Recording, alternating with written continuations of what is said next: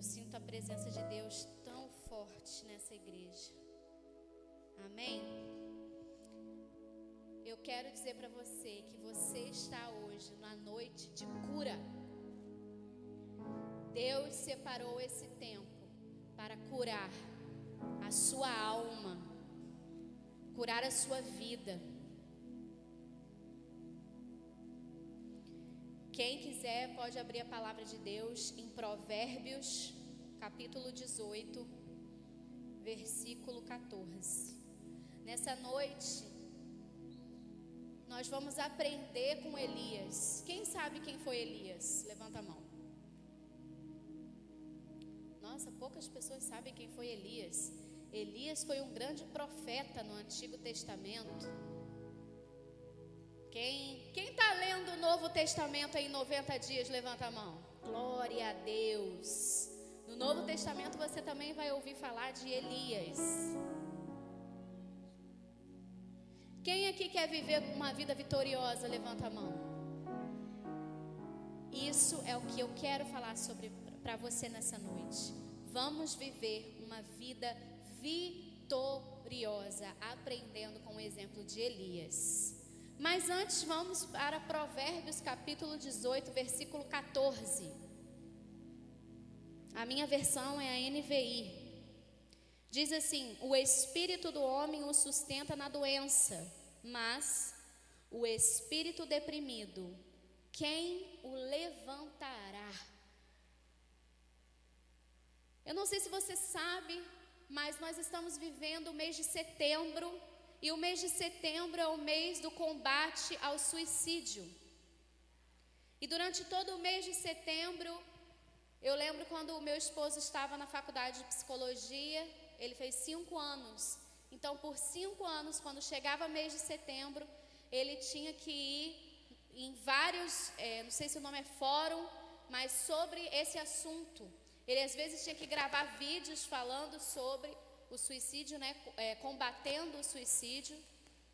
E é muito triste quando a gente pensa o quanto de jovens, de pessoas escolhem se suicidar.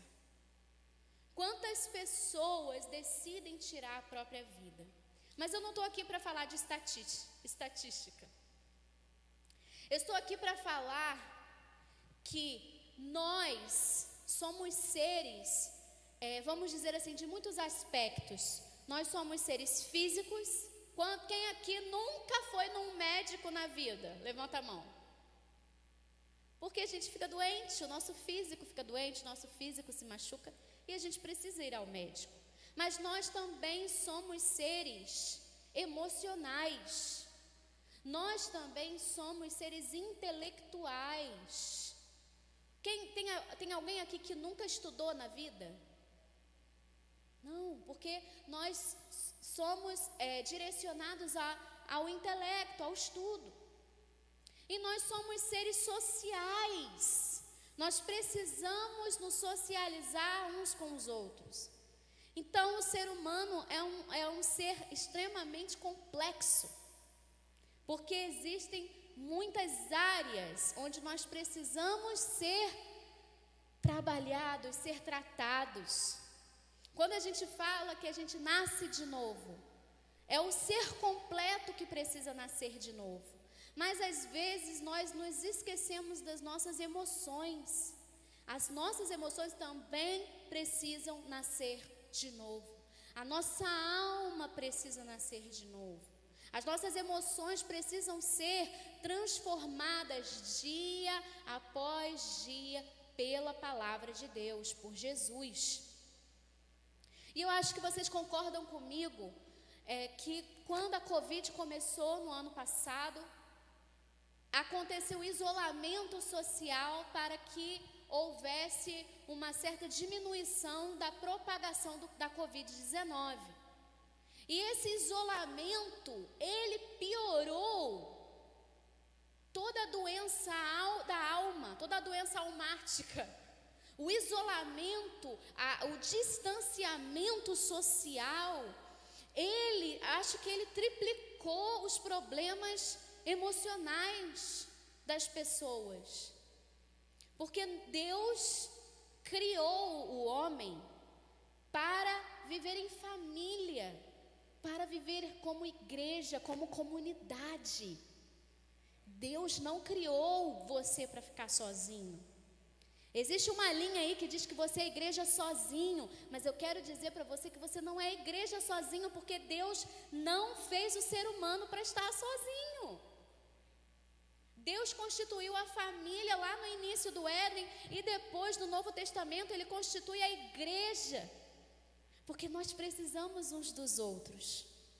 E a nossa alma precisa de ajuda.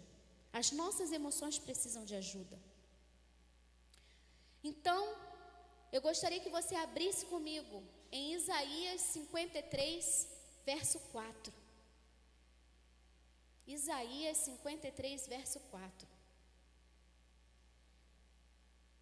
A parte B do versículo, a parte A do versículo.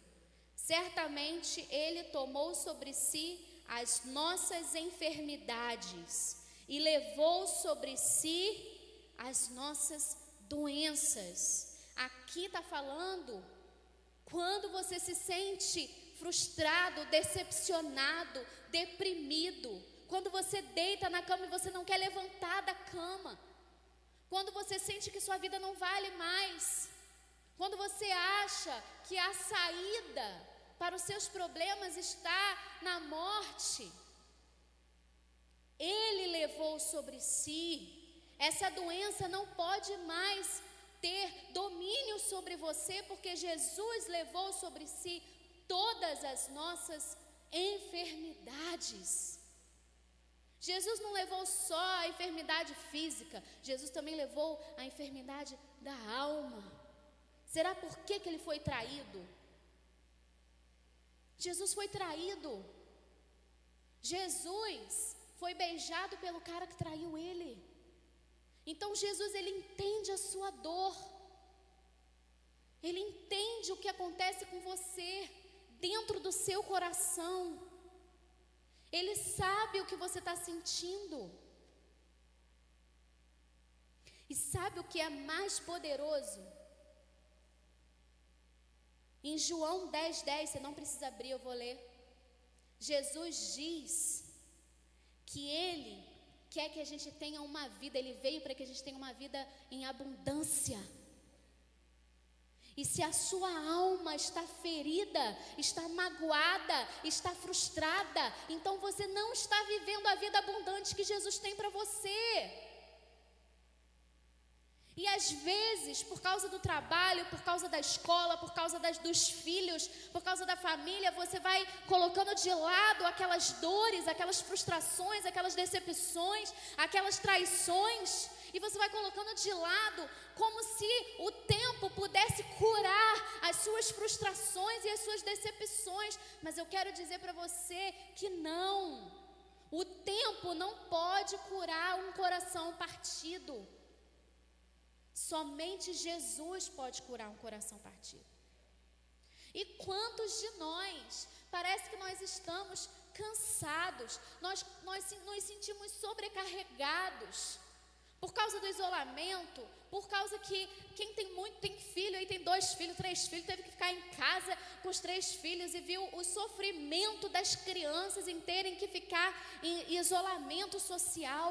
O quanto as nossas crianças de hoje foram afetadas psicologicamente e emocionalmente por causa do isolamento.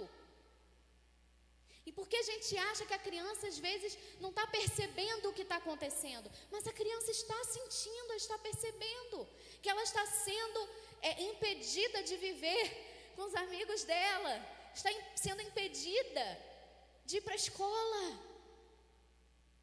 A gente ainda não está vivendo o resultado da pandemia, porque a gente ainda meio que está em pandemia ainda, né? O Covid está matando muita gente ainda. Mas eu quero dizer aqui para você, que quando você se sentir triste, quando você se sentir deprimido, ou quando você não quiser levantar da cama, quando você perder a esperança, Jesus está ao seu lado para te curar, para cuidar de você. E nessa noite a gente vai aprender com Elias. Porque Elias, um grande profeta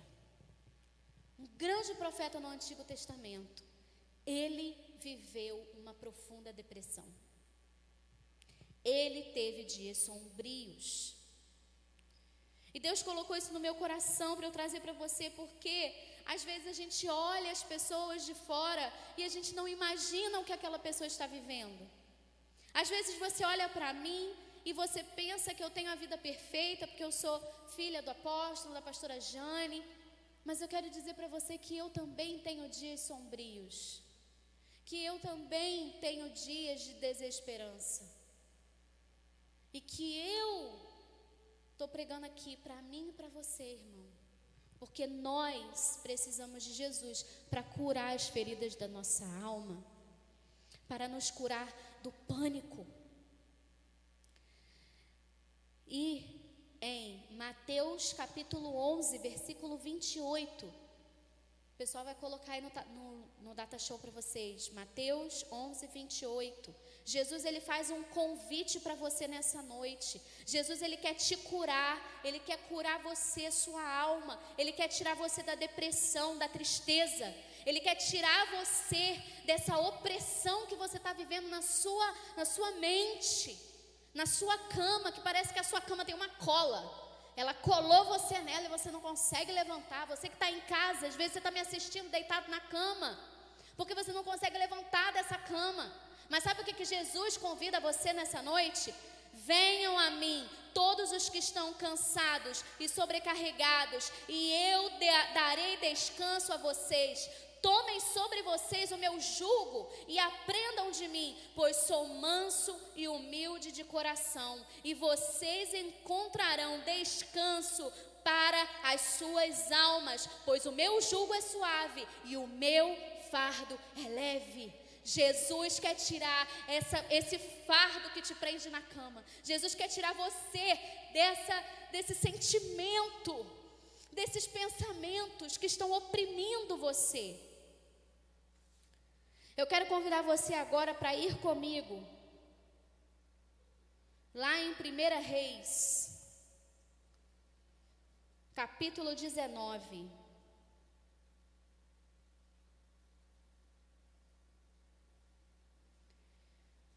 Só para você entender o que Elias estava vivendo aqui.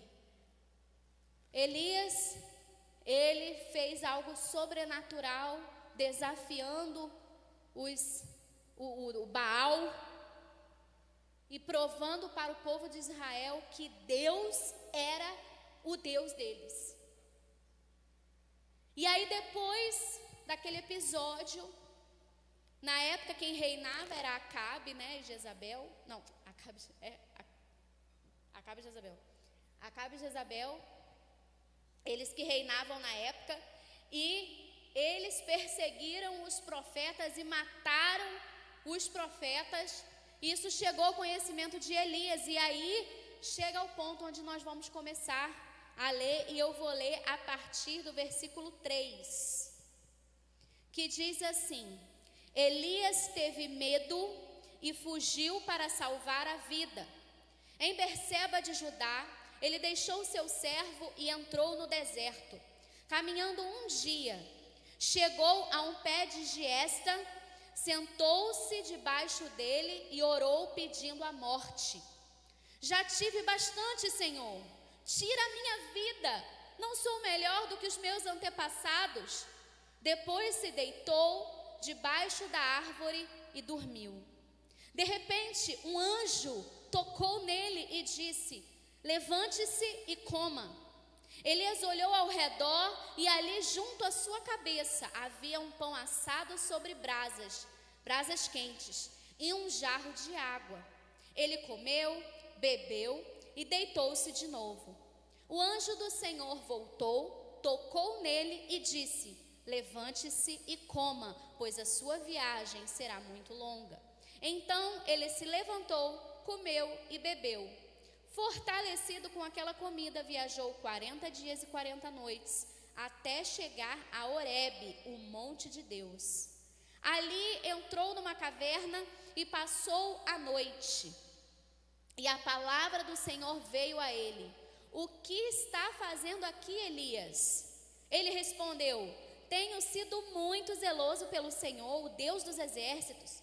Os israelitas rejeitaram a tua aliança, quebraram os teus altares e mataram os teus profetas à espada. Sou o único que sobrou e agora também estão procurando matar-me. O Senhor lhe disse: saia e fique no monte, na presença do Senhor, pois o Senhor vai passar. Então veio um vento fortíssimo, que separou os montes e os esmigalhou as rochas diante do Senhor, mas o Senhor não estava no vento.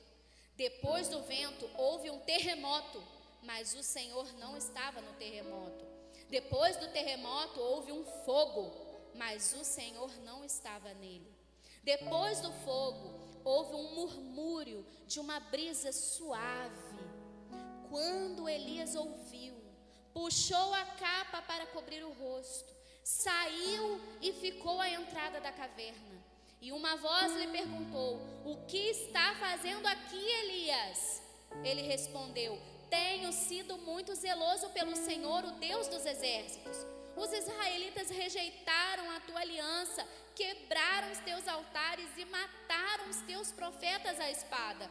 Sou o único que sobrou e agora também estão procurando matar-me. O Senhor lhe disse: volte pelo caminho por onde veio e vá para o deserto de Damasco. Chegando lá, unja Azael como rei da Síria. Unja também Jeú, filho de Ninsi, como rei de Israel. E unja Eliseu, filho de Safate, de Abel-Meloá, para suceder a você como profeta. Jeú matará todos aqueles que escapar da espada de Azael. E Eliseu matará todos aqueles que escapar da espada de Jeú. No entanto, fiz sobrar 7.000 em Israel, todos aqueles cujos joelhos não se inclinaram diante de Baal, e todos aqueles cujas bocas não beijaram. Então Elias saiu de lá e encontrou o Eliseu, filho de Safate. Eu encerro aqui. Logo no início, você pode observar comigo que Elias, ele foi tomado pelo medo. E sabe o que o medo faz no seu sistema físico? Ele libera substâncias que te fazem sobreviver, ele te leva para a sobrevivência, né? Aquela coisa de fuga, algo que o nosso corpo libera dentro de nós para que a gente continue vivo. E aqui, em Elias, a gente percebe que Elias, o medo dele era tão profundo, ele era um medo tão grande que ele fugiu. E eu percebo que ele estava em pânico. Eu percebo que Elias, ele estava apavorado, ele estava assustado, ele estava com muito medo.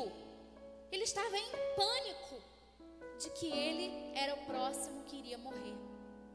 E aí ele foge, ele sai correndo.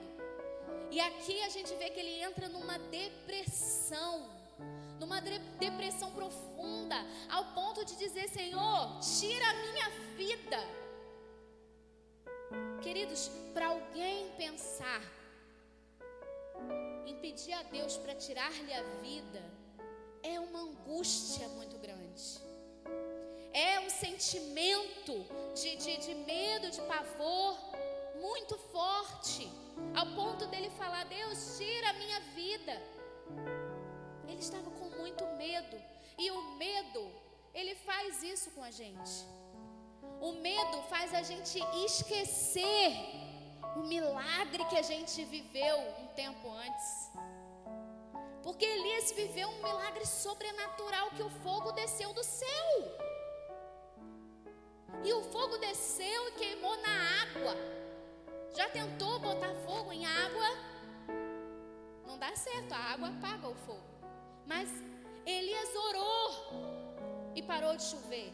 Elias orou e voltou a chover. Então Elias, ele tinha uma história de milagre, de sobrenatural. Mas ele estava com tanto medo, que ele esqueceu tudo aquilo que Deus fez. E ele fugiu. E nós, hoje, quando a gente está sensível, quando um amigo nos trai, ou um namorado, ou um marido, a gente vai, parece que, perdendo, se esquecendo do que Deus já fez, e tudo que Deus conquistou, e tudo que Deus fez através de você e na sua vida, e vocês parece que na nossa mente só a dor que fica, a dor de um filho que a gente perde, a dor de um relacionamento que acabou, a dor da morte, a dor do luto. Nossa, eu não vou perguntar, mas eu imagino que muitos aqui passaram pelo luto por causa da Covid-19. E a Covid-19 tem tragado cada vez mais pessoas, e não importa a idade, porque no início falava que era só as pessoas idosas que morriam, mas agora jovens morrem. Os idosos estão sobrevivendo e os jovens estão morrendo dessa doença. E isso parece que nos atinge, porque a gente vê pessoas que a gente ama morrendo. E às vezes a gente fica, mas por quê? Era tão novo, era um homem de Deus, era uma mulher de Deus, e morreu. Ou a gente fica decepcionado com o trabalho, decepcionado com a escola, decepcionado, porque nós somos seres que nós criamos expectativas. Quem aqui terminou a faculdade cheio de expectativa pelo trabalho que iria conquistar?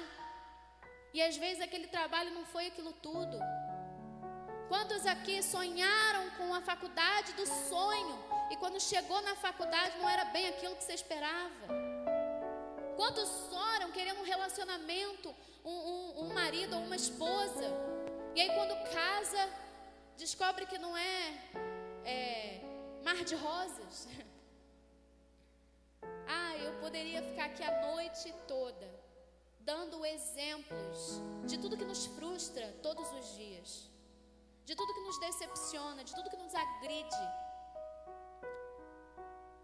Mas eu quero que nessa noite você busque na sua memória o que você empurrou para trás. O que você fez assim com o pé e falou, não, tem que continuar, vou trabalhar, bora acordar, bora para a faculdade, bora estudar. Aquilo passa, aquilo vai passar. Mas não passou. Ainda está escondido no seu coração, na sua mente. E às vezes, quando o dia de tempestade, quando o dia tenebroso chega, tudo aquilo que você sofreu durante a vida toda, que você empurrou para trás, aquilo vem como uma tsunami para cima de você. E aquilo tudo vem, parece que te engole, toma conta, e você perde a noção, você não consegue raciocinar, você não consegue pensar, porque você só se vê em meio e em volta das suas decepções, das suas frustrações, da sua dor. Elias estava assim. E eu quero compartilhar com você o que eu aprendi com Elias. O que nós podemos aprender com Elias? E logo na primeira parte, Elias nos ensina. Elias, ele se abre com o Senhor. E ele abre o seu coração. Talvez muitos de nós tenhamos vergonha de se abrir com o Senhor, abrir os pensamentos, os sentimentos, se abrir quando você tem vontade de morrer, de sumir, de chutar o balde, de jogar tudo para o ar. Mas Elias nos ensina a importância de você se abrir com o Senhor, porque logo aqui no verso 4, Elias fala, já tive o bastante, Senhor, tira a minha vida, eu não sou melhor que os meus antepassados. Então Elias, ele foi extremamente aberto com Deus. Elias se abriu falando de algo que talvez eu e você tenhamos vergonha de falar com Deus. Talvez quantas vezes você pensou isso? Como morrer seria melhor. Como essa vida é tão ruim. Gente, eu já senti isso. essa vida é tão ruim, é tudo tão difícil nessa sociedade. Quando você olha para a política, quando você olha para os jornais, quando você fala assim: Deus, me tira daqui, me leva para o céu, porque o melhor lugar é o céu. Mas às vezes a gente tem vergonha de se abrir com Deus. Mas não tenha vergonha. Deus é aquele que Ele quer cuidar de você. E aqui a gente aprende algo muito precioso. Elias, ele se abriu com o Senhor. E uma das coisas que a gente não se abre com Deus é porque não só temos vergonha, mas nós temos medo, porque colocaram na nossa cabeça que Deus é um Deus que castiga, que pune, que vai te amaldiçoar. Mas olha o que Deus fez com Elias. Deus cuidou de Elias, porque quando Elias falou isso, logo em seguida fala: depois se deitou debaixo de uma árvore e dormiu. Não fala quanto tempo ele dormiu. É um ponto, ele dormiu. Talvez tenha dormido horas, dias. E aí vem um anjo, toca em Elias e fala: levante-se e coma. Deus enviou um anjo para dar de comer a Elias. Isso é muito precioso, porque Deus está te ensinando, está dizendo para você: meu filho, eu te amo. Não importa a opressão, a depressão que você está vivendo, eu vou cuidar de você. Deixa eu cuidar de você. Dorme aí, eu vou preparar a sua comida. E na hora certa eu vou te acordar para você comer. E isso acontece a primeira vez. Ele come, ele bebe água. E aí o que acontece? Ele volta a dormir. Elias dorme de novo. E aí vem o anjo.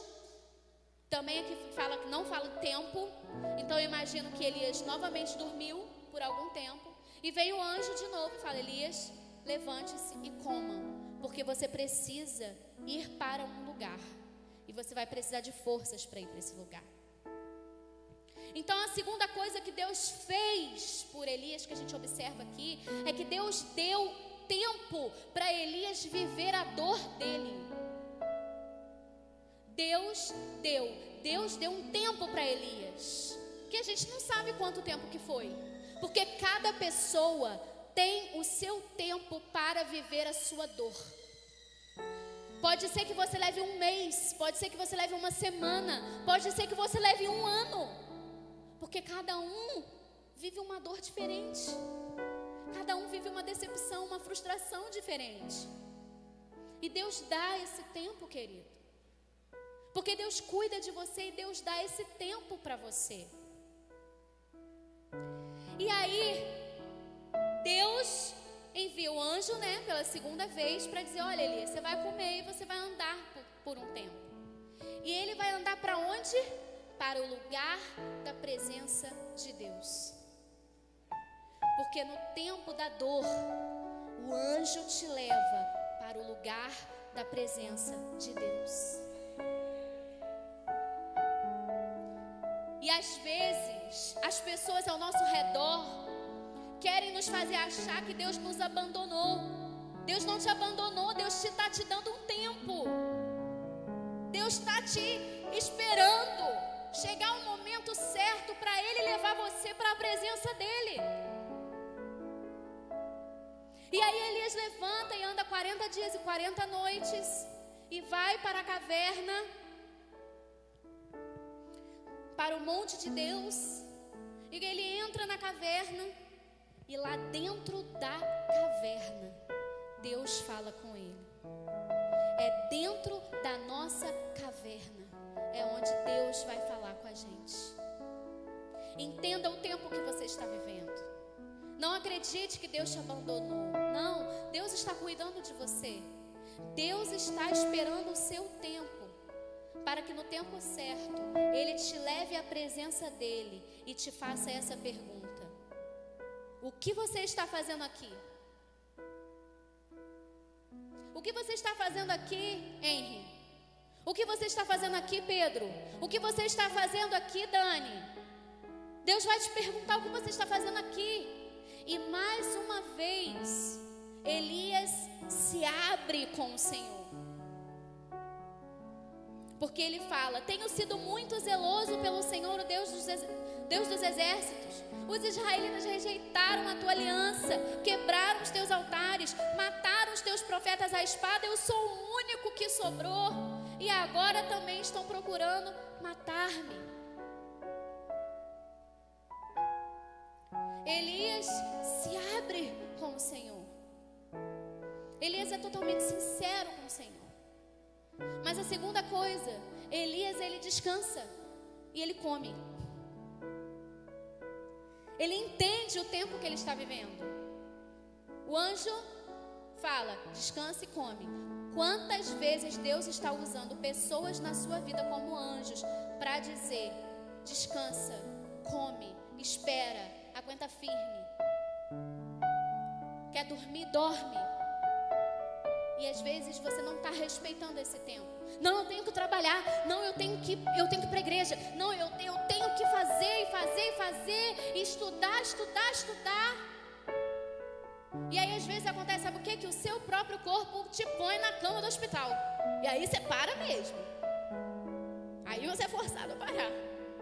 Mas às vezes Deus está usando pessoas para te dizer: dorme, descansa, come, descansa. Come, descansa. Foi esse processo que Elias viveu no tempo da dor dele.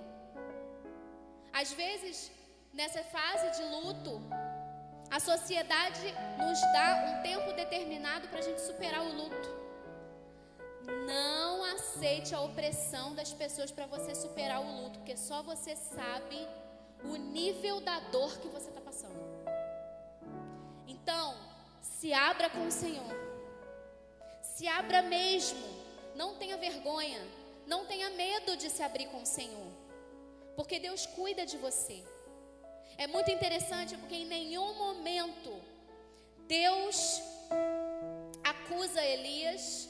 Como assim, Elias? Você não viu o que eu fiz lá com fogo? E agora você está aí assim? Como assim? Porque às vezes a gente acha que Deus age assim com a gente, né? Nos acusando. Deus não acusou Elias. Deus não condenou Elias. E Deus não excluiu Elias. Então creia que Deus não te acusa, Deus não te condena e Deus não te exclui. Deus cuida de você. Deus te dá um tempo para você viver a dor que você está vivendo. E aí chega um momento que Deus, ele procura Elias, ele se apresenta a Elias. E eu achei essa parte muito interessante, porque fala, eu não lembro agora o versículo, acho que é o versículo 15. Mas vocês vão tenta me acompanhar aí. Então veio um vento fortíssimo, que separou os montes e esmigalhou as rochas diante do Senhor. Mas o Senhor não estava no vento. Depois do vento, houve um terremoto, mas o Senhor não estava no terremoto. Depois do terremoto houve fogo, mas Deus não estava no fogo. Olha que interessante, aonde Deus estava?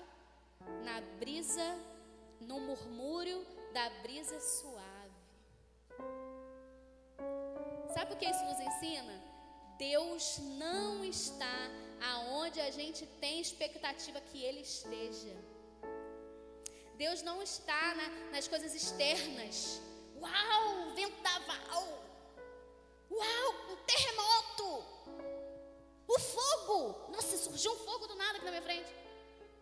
E às vezes a gente olha para essas coisas e pensa assim: uau, Deus está ali, enquanto Deus está apenas no sussurro suave da brisa e você não está prestando atenção. Porque a dor, ela nos tira um pouco essa sensibilidade. Parece que ela nos faz ficar meio anestesiados. E aí ela faz a gente perder essa sensibilidade. Mas nessa noite eu estou aqui falando com você que Deus está na simplicidade. Deus está nas coisas simples. Não é que Deus não possa estar no fogo, porque Moisés encontrou Deus na sarça ardente. Não é que Deus não possa estar no vento, porque houve um vento impetuoso na Bíblia. Não é que Deus não possa estar no terremoto, mas aqui Deus está falando: eu não estou aonde você tem esperança, expectativa que eu esteja, mas eu estou com você. E aqui Elias sente, ele ouve, e aí parece que quando ele sente a presença de Deus, eu não sei se isso já aconteceu com você, mas comigo já aconteceu. Quando eu sinto a presença de Deus, parece que meu corpo todo se arrepia e eu fico alerta. Parece que o meu espiritual ele fica alerta. Deus, o que o Senhor quer falar comigo? O que o Senhor quer me mostrar? O que o Senhor quer me direcionar? E aí às vezes no silêncio do meu coração, porque o nosso coração parece que tem vozes na nossa mente, e a gente tem que aprender a discernir essas vozes. E eu sei que na dor é difícil, como eu falei, a gente está anestesiado, mas eu quero dizer que é possível, na sua dor, você ouvir a voz de Deus falando com você, porque Elias ouviu. E aí o Senhor falou com Elias de novo: o que você está fazendo aqui, Elias? E aí Elias respondeu novamente a mesma coisa que ele tinha falado. E aqui a gente vê que Deus, ele dá uma missão para Elias. Então você vê assim, ó, que Deus cuida de Elias dando de comer. Deus espera dar tempo para Elias, para ele se viver aquilo que ele estava vivendo.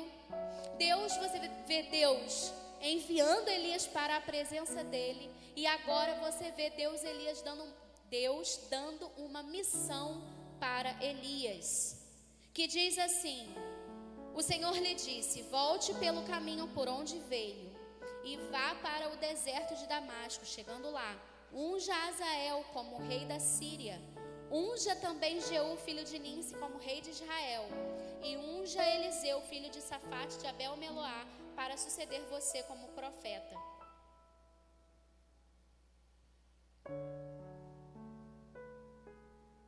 Então aqui Deus dá uma missão para Elias. É tão interessante porque Deus está vendo como Elias está. Deus cuida, Deus dá o tempo, e agora Deus vira e fala: olha, eu tenho uma missão para você. E Deus, ele faz a mesma coisa com a gente. Deus dá a cada um que está aqui uma missão. Você pode chamar de propósito, você pode chamar de chamado, pode colocar o nome que você achar melhor, mas é a mesma coisa. Deus te dá uma direção para você seguir.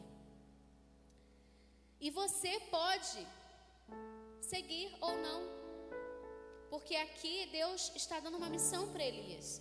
E é muito interessante porque Deus fala com você. E você pode pensar assim: ah, mas eu nunca ouvi a voz do Senhor. Aqui ó, a Bíblia é a voz do Senhor. Não espere que Deus desça no seu quarto e fale: Anne Alamar, vim aqui falar com você. Né? Deus não vai falar isso: Joyce, eu quero falar com você. Não. Mas todas as vezes, ou a cada dia que você parar, orar e ler a Bíblia, Deus vai falar com você. Porque essa é a palavra de Deus e ela é inerrante, ela é infalível. E ela vai falar com você o que Deus tem para você.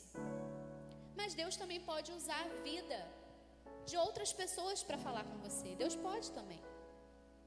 E é tão interessante porque Deus coloca autoridades na nossa vida.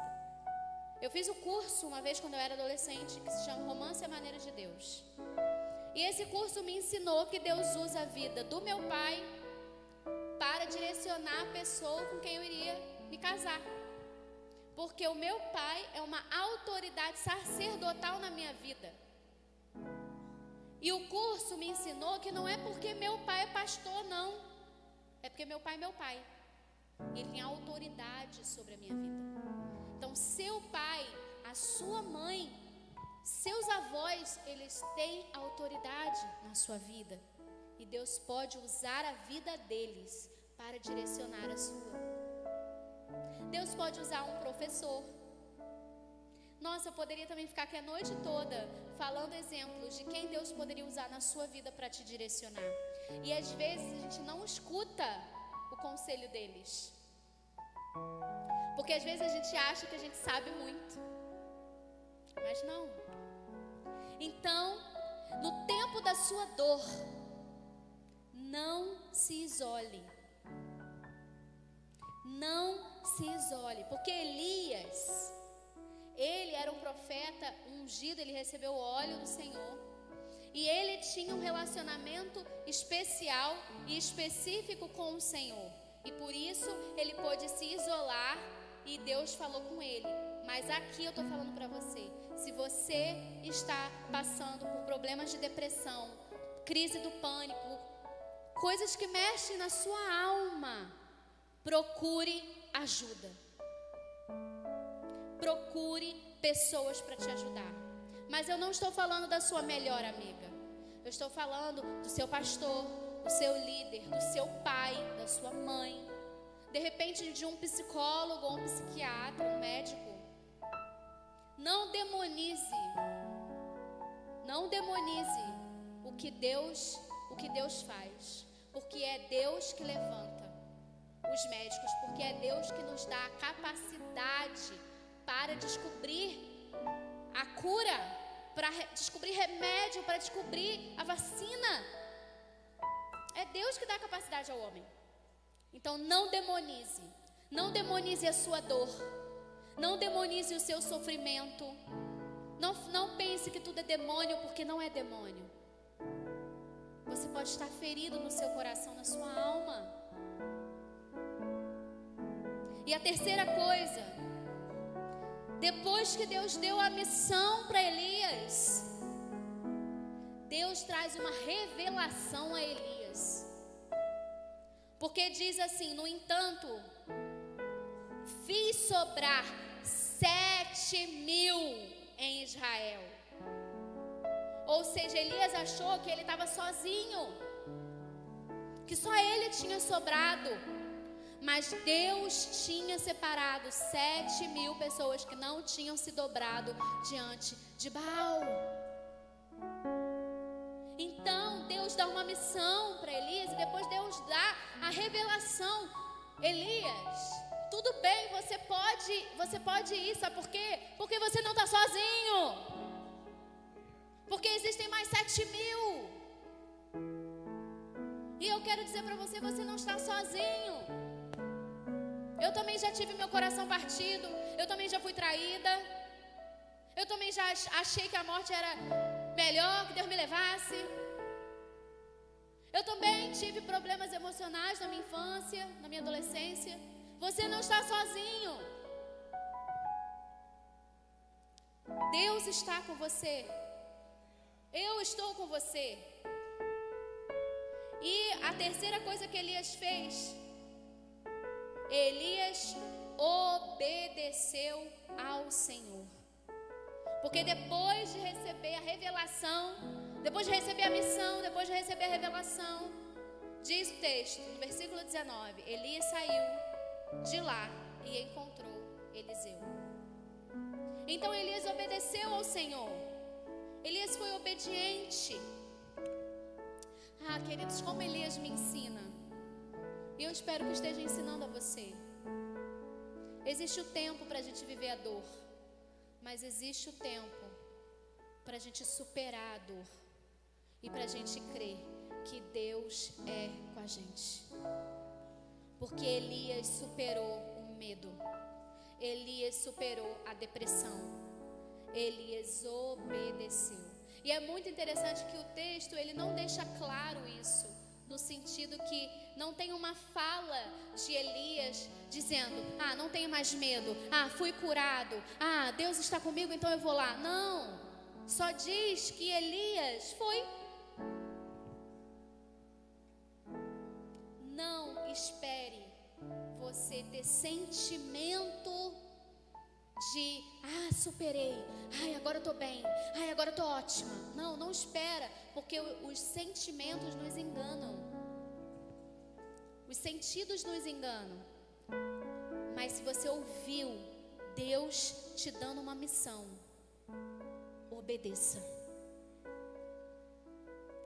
E agora eu encerro a mensagem dessa noite fazendo uma pergunta para você. Em qual fase de Elias você se encontra hoje? Talvez você esteja na fase da dor. Talvez você esteja na fase do medo.